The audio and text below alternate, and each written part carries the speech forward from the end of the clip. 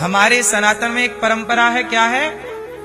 नागा साधु होते हैं ना, कुंभ जब लगता है तो पहला स्नान किसका होता है? नागा। ये नागा क्या होता है? नागा मतलब बिल्कुल नंगे रहते हैं, नंग धड़ंग। क्यों नंगे हैं? उनके सामने कोई स्त्री आ जाए, कोई आ जाए, वो नंगे क्यों रहते हैं? वो इसलिए नग्न रहते हैं क्योंकि उन्होंने अपने मन को कंट्रोल कर लिया, जीत लिया। मन जीत लिया। अब मन जीत लिया तो चाहे हम कपड़ा पहने या ना पहने, पर वो भी जब समाज में कुंभ के बाद जाते हैं तो कमर ढक लेते हैं, क्योंकि समाज में मर्यादित रहना है, वरना वो हैं सब नागा ही, जीते हैं। किसको बताएं? तुम्हें बताने तो आएंगे नहीं। इसलिए आपने देखा होगा कुंभ में तो हजारों नागा दिखते हैं, और कुंभ के बाद एक भी नागा कहीं नजर नहीं आता। बोलो, कुंभ के बाद कहीं एक भी नागा साधु नजर नहीं आता। क्यों? कुंभ में संतों का ही कुंभ होता है, तो वहां रहते हैं। उसके बाद समाज में वो कहीं कुटिया पर रहते हैं, तो समाज में रहना है तो वो कमर ढके रहते हैं। बाकी हैं भीतर से वो नंग धड़ंग, उन्हें कोई मतलब नहीं है कि वो पहने ना पहने, एक बराबर। इसलिए कहता हूं, जीत लेने के बाद फिर प्रभाव नहीं पड़ता दुनिया का। इसलिए कहता हूं, संतों ने मन को जीत लिया और आप मन से हार गए। मन ने आपको गुलाम बनाया और संतों ने मन को गुलाम बनाया। और आप भी जिस दिन मन को अपना गुलाम बना लोगे तो आप सबसे बड़े संत हो जाओगे। और संत स्त्री भी और पुरुष भी। संत बनने के लिए कपड़े बदलने की जरूरत नहीं है, संत बनने के लिए मन बदलने की जरूरत है। क्या बदलो?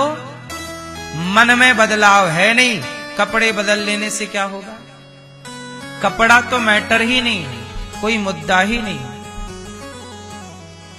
क्या मुद्दा है? बोलो मेरी मां। मन, मन के हारे हार है, मन के जीते जीत। विश्वामित्र जी का नाम सुना कि नहीं? विश्वामित्र जी आहा बैठे तपस्या कर रहे। इंद्र बोले क्या करें, विश्वामित्र जी की तपस्या कैसे भंग करें। पूरी ताकत लगा ली इंद्र ने, पर विश्वामित्र जी की तपस्या भंग नहीं हुई। फिर क्या हुआ? इंद्र ने स्वर्ग की अप्सरा, नाम है मेनका। क्या नाम है? मेनका भेजी। मेनका गई छम छम छम छम छम छम, और नाचने कूदने लग गई। नदी में नहा रही थी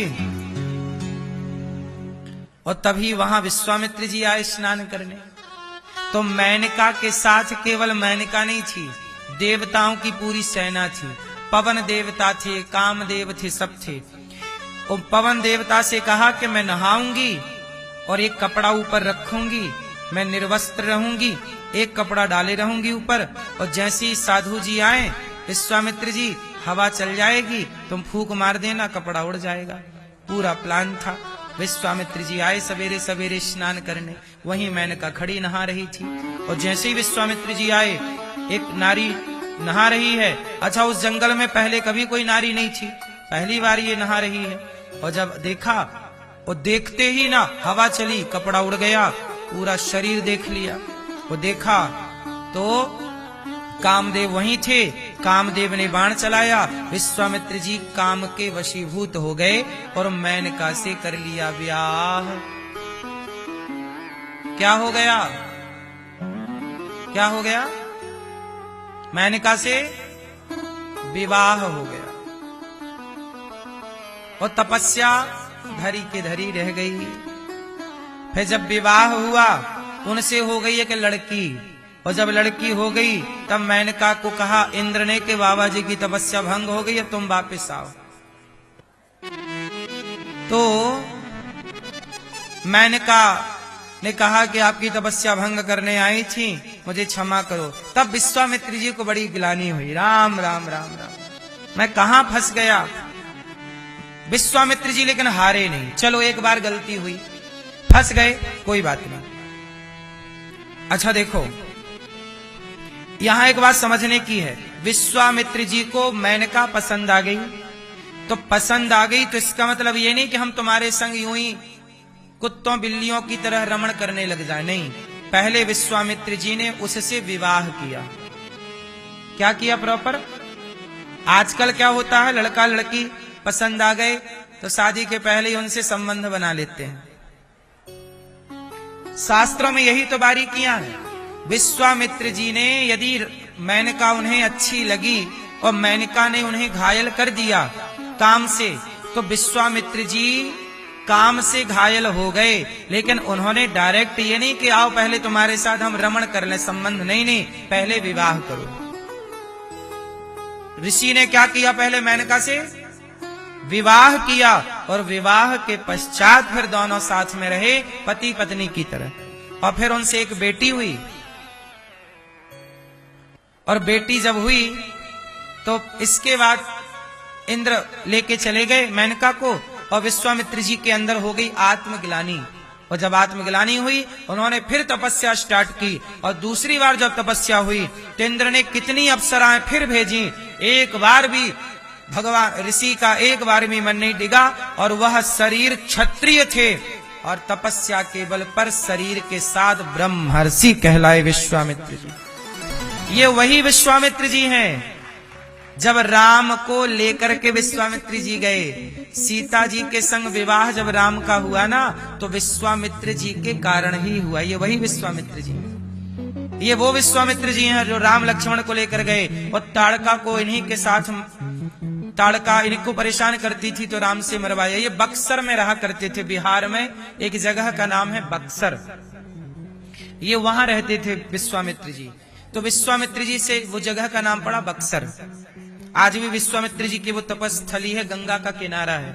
और फिर वहीं से सीता जी को निमंत्रण मिला तो राम को लेके वहां गए जनकपुर, और राम सीता का विवाह हुआ, तो वहां विश्वामित्र जी ही थे।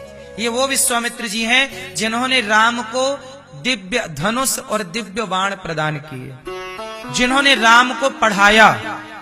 वशिष्ठ जी ने भी पढ़ाया, और अस्त्र शस्त्र का बोध विश्वामित्र जी ने, मतलब राम के गुरु हैं एक प्रकार से। ये वो विश्वामित्र जी हैं। एक बार ये स्त्री में मोहित तो हो गए, पर गलती हुई ना, उसे सुधारा। आप चलो एक बार काम में वशीभूत होके विचलित हो गए, पर साहब अब नहीं। एक गलती यदि आपने की है तो कर ली, कोई बात नहीं। अब उस गलती का प्रायश्चित ये है कि अब दोबारा अपने मन को जीत लो, कंट्रोल कर लो, अब तो सुधर जाओ, अब तो सही हो जाओ, है ना। गलतियां ऋषियों से भी हुई हैं, लेकिन उन्होंने सुधारा, और सुधार के वो फिर अपने स्थान पे अडिग हो गए। सप्त ऋषियों में एक नाम विश्वामित्री, ये वही विश्वामित्र जी हैं जिन्होंने अपने तप के प्रभाव से नया स्वर्ग बना दिया, ये नया संसार रच सकते हैं। ये वो विश्वामित्र, तपस्या के बल पर उन्होंने इतनी शक्ति प्राप्त कर ली कि जो ब्रह्मा जी करते हैं वो काम विश्वामित्र जी कर सकते हैं। नई सृष्टि रचने की सामर्थ्य किसी में है तो विश्वामित्र जी में भी है। कश्यपोत्री वशिष्ठस्य विश्वामित्रोथ गौतम जमदग्निर भरद्वाज, ये सप्त ऋषि हैं। आज भी आपने देखा होगा आकाश में सप्त ऋषि का तारा, पुच्छल तारा देखा ना ऊपर, सप्त ऋषियों के तारे देखे होंगे, वो सप्त ऋषि में एक विश्वामित्र जी भी हैं। तो आपसे हम बस ये कहना चाहते हैं कि किसी को जीतने से पहले स्वयं को जीतना सीखो। किसको जीतोगे? स्वयं को। आंखों पे कंट्रोल, कान पे कंट्रोल, वाणी पे कंट्रोल।